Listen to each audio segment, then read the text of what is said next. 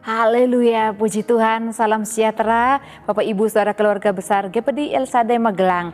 Bersyukur kepada Tuhan hari ini kita berjumpa kembali melalui Renungan 79.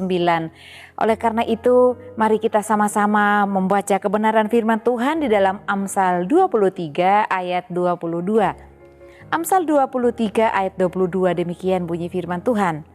Dengarkanlah ayahmu yang memperanakan engkau, dan janganlah menghina ibumu kalau ia sudah tua. Sekali lagi sambil kita hafal Bapak Ibu Saudara ya. Amsal 23 ayat 22. Dengarkanlah ayahmu yang memperanakan engkau, dan janganlah menghina ibumu kalau ia sudah tua. Puji Tuhan Bapak Ibu Saudara yang terkasih dalam Tuhan. Hari ini saya memberikan judul untuk renungan kita, yaitu orang tua. Orang tua adalah orang yang umurnya sudah lanjut, memiliki umur yang banyak dan dapat dikatakan sebagai orang tua. Orang tua juga adalah ayah ibu dari anak-anaknya. Artinya orang atau sebuah keluarga yang memiliki anak-anak dipanggil orang tua. Nah, ini pangkat atau sebutan kepada orang dewasa atau orang tua yang sudah berkeluarga dan memiliki anak. Dan juga orang tua karena dilihat oleh umurnya yang sudah dewasa dan dikatakan sudah tua. Orang tua yang sudah lanjut usia biasanya Bapak Ibu Saudara yang terkasih dalam Tuhan memiliki perubahan-perubahan di dalam kehidupannya. Orang yang sudah tua atau orang yang sudah lansia bahkan ya, yang sudah sangat tua memiliki perubahan, baik perubahan secara fisik, memiliki perubahan secara ingatannya, pola pikirnya, bahkan ingatan-ingatannya dan lain sebagainya. Ada banyak sekali perubahan-perubahan yang dialami ketika usia kita atau umur kita sudah menjadi tua. Nah, tetapi puji Tuhan, firman Tuhan katakan ketika kita sudah tua, Tuhan menggendong kita. Firman Tuhan katakan bahwa sampai masa putih rambutmu aku tetap dia. Aku akan menggendong engkau dan menanggungmu. Dan aku sudah melakukannya, itu kata firman Tuhan Bapak Ibu Saudara ya. Nah, puji Tuhan, meskipun dalam kehidupan kita sebagai orang tua, sebagai orang-orang yang sudah lanjut usia Bapak Ibu Saudara yang terkasih dalam Tuhan, ada keterbatasan fisik, ada perubahan-perubahan yang kita alami, yang dulunya ketika masih muda, gagah, perkasa, cantik, banyak hal kita dapat lakukan, banyak hal kita dapat kerjakan. Namun ketika umur kita sudah menjadi tua, maka kadang-kadang kita banyak melakukan kegiatan yang terbatas, artinya kegiatan-kegiatan yang dilakukan di dalam rumah. Tidak lagi seperti masa muda. Tetapi orang tua itu bukanlah orang yang tidak berguna. Orang tua itu sangat berguna. Bahkan ada salah satu orang tua Bapak Ibu Saudara yang menciptakan lagu. Siapa bilang orang tua tidak berguna? Nah, Bapak Ibu dapat browsing ya. Ada seorang bapak yang sudah tua umurnya, tapi dia masih menciptakan satu lagu. Dia berkata, orang tua dapat berguna, berdoa buat anak cucu, berdoa buat keluarga dan lain sebagainya. Orang tua itu bukan orang yang tidak berguna, namun tetap berguna, tetap berharga di mata Tuhan. Oleh karena itu, setiap Bapak Ibu Saudara yang sudah lanjut usia, bahkan kita yang sekarang ini mungkin masih kuat, masih muda ya, Bapak Ibu Saudara yang terkasih dalam Tuhan, adik-adik pemuda remaja yang mungkin masih merasa, wah saya masih sangat muda. Suatu waktu nanti ketika Tuhan terus memberkati hidup kita, diberikan umur yang panjang, kita pun akan menikmati hari tua itu. Nah, orang tua adalah orang-orang yang dikasihi Tuhan. Orang tua adalah orang-orang yang diberkati oleh Tuhan. Bahkan ketika mereka menjadi pendoa bagi anak cucu keluarga mereka, mereka adalah tiang doa bagi keluarga, tiang kekuatan rohani bagi keluarga. Oleh karena itu, di masa tua kita, mari pergunakan kesempatan waktu umur yang Tuhan masih berikan untuk kita berkarya, menjadi berkat buat banyak orang, terlebih berkat untuk kemuliaan nama Tuhan. Bapak Ibu Saudara dalam Tuhan, karena perubahan yang dialami orang-orang yang sudah mengalami usia senja, mereka yang sudah tua, seringkali diremehkan. Nah, ini negatifnya ya. Orang tua itu seringkali diremehkan, tidak dianggap, disepelekan. Karena keterbatasan fisik mereka, perubahan-perubahan yang mereka sudah alami.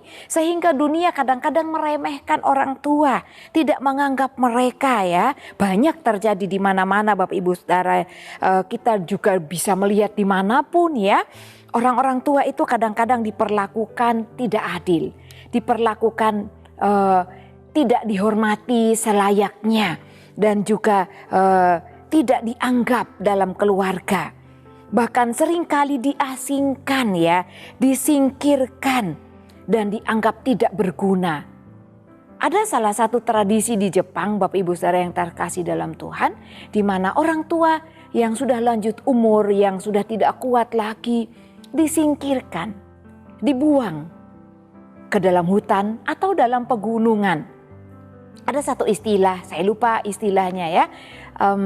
Ketika mereka sudah lanjut umur, mereka dibuang ke atas gunung yang jauh dari pemukiman penduduk, yang jauh dari keramaian. Mereka diasingkan, disendirikan. Dan apa tujuannya? Mereka akan mengakhiri hidup mereka di hutan atau di gunung di mana mereka diasingkan atau dibuang. Diantar oleh anak laki-laki mereka, dan mereka sendirian sampai mati dikatakan ya.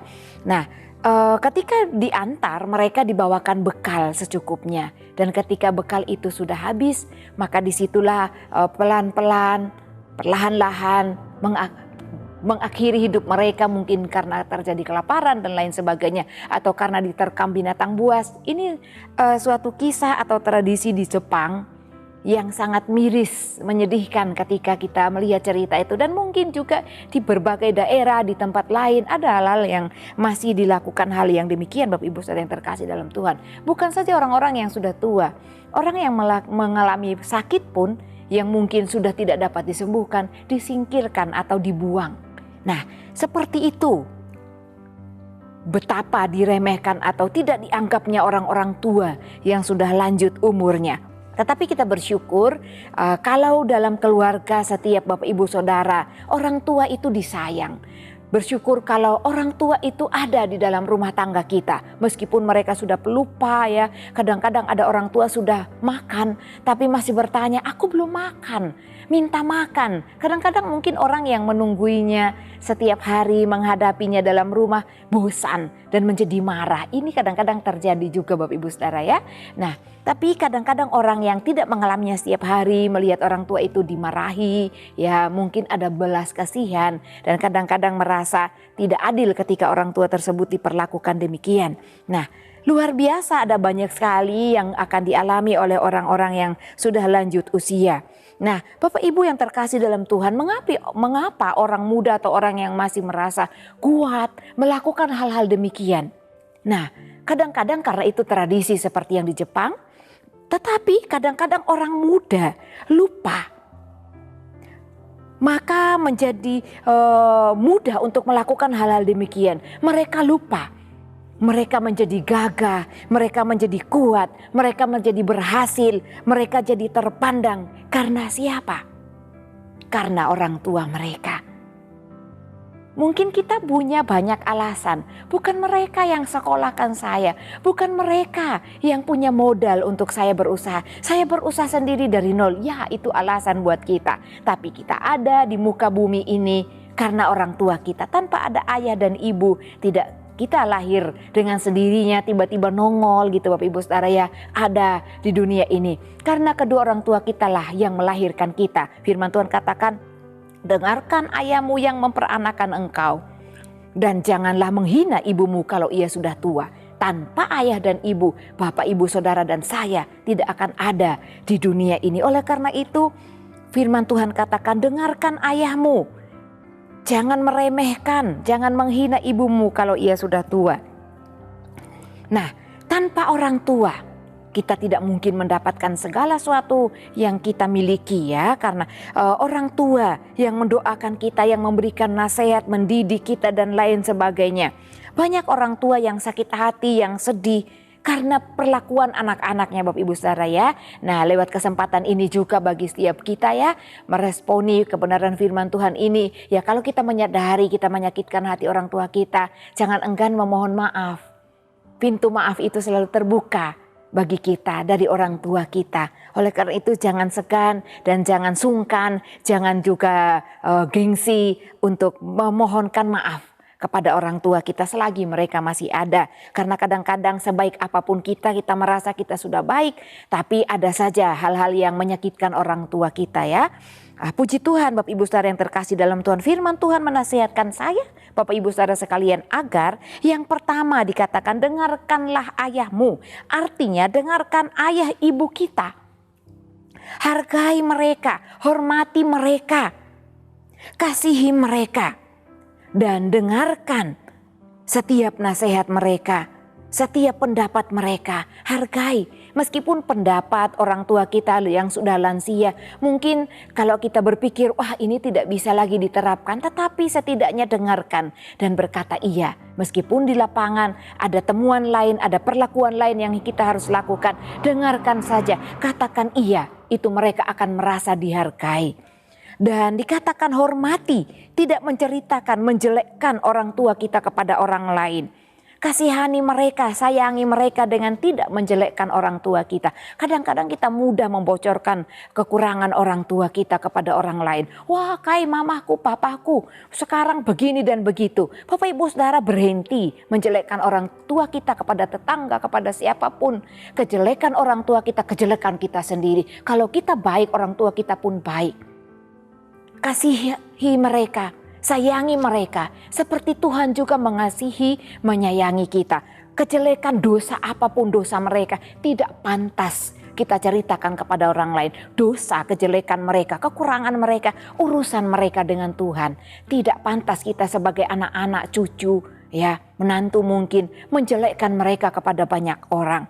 Sama halnya membuka aib diri sendiri. Mereka jelek, kita pun jelek. Yang kedua, firman Tuhan mengajarkan kepada saya, Bapak Ibu Saudara sekalian, jangan menghina orang tua. Baik ayah ibu kita ketika mereka sudah tua, mungkin sudah tua, ya sudah pikun, sudah tidak secantik ganteng dulu lagi. Jangan hina mereka. Pujilah mereka. Pujilah kelebihan-kelebihan di masa muda mereka, di masa ketika mereka masih kuat. Atau katakan terima kasih atas setiap apa yang mereka lakukan. Perkatakan perkataan yang baik kepada mereka. Jangan memperkatakan perkataan yang tidak pantas. Maki-makian, kata-kata kasar, kata-kata binatang. Atau memperkatakan mohon maaf, berkata mama bodoh, papa itu tidak tahu apa-apa dunia sekarang, goblok dan lain sebagainya. Ini kata-kata yang sangat tidak etis Bapak Ibu Saudara ya.